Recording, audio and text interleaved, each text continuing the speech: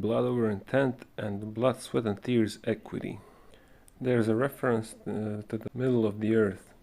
There's also a reference horizon, which is event horizon, which is the black hole. That is her eye zone. He's entering the land of the dead, which is the hell you live in. And you don't have a leg to stand on, and again you're being constantly watched. They can replay your whole life in front of you. Another clue that he is in the land of the dead. And now people over there are presented like robots. In this scene, the supposed people are shooting, but are actually dummies. And he's sweating because that's part of the blood, sweat and tears equity. On this earth, everyone is a zombie except for the 144,000 people, and the rest of them are just soulless beings like these people portrayed here. And this is the beginning of the movie, and you can see James Bond standing right in the center of all the action. You see the money, like the green astrojet shooting out of the holy hole, and the man with the golden gun, it's a reference to the sun. And it's no an accident that he first shot the middle fingers, so you can see that satanic reference, because you're all 100% satanic. Man with the golden gun, 1973, the duel. This is the scene of the final duel in The Man with the Golden Gun. You see the James Bond and the villain. Just like in the beginning of the movie, there's a reference that you're being watched. You're at the center of all the action. In order to step on it, you have to do blood over intent, and that's why they put these red lights all over it. And you have your bonded slave.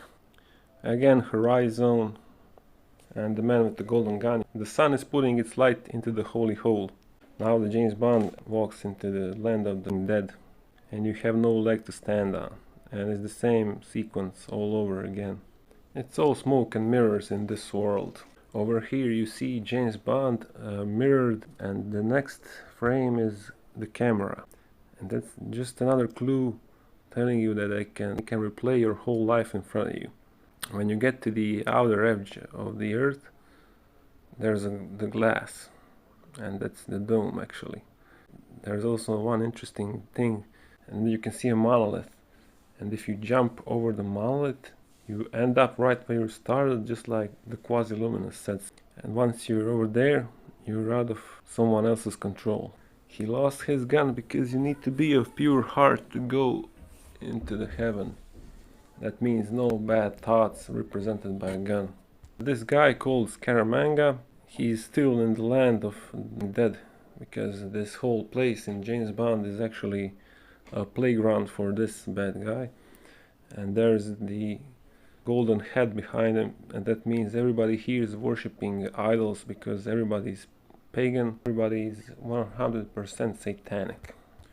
These poles represent the gridiron that you're trapped on. In order to escape, you could use ley lines after you're dead. There's another way, that you head into darkness, turn your consciousness inwards to your heart and say, "Take me home." You'll be home instantly. You want the green natural light, not the moonlight. This is the final scene of The Man with the Golden Gun. The villain is heading towards the central place of the movie, which is, you can remember from the first scene of the movie. And you can see here James Bond is now alive. There are two clues. First, he jumped over the monolith, and he also got back to the center. And now he's not made of wax anymore, because now he's a living being. This is from the Matrix Reloaded. He's gonna try to escape, but you can see that you're actually on loop. If you jump over the monolith, you end up right where you started from.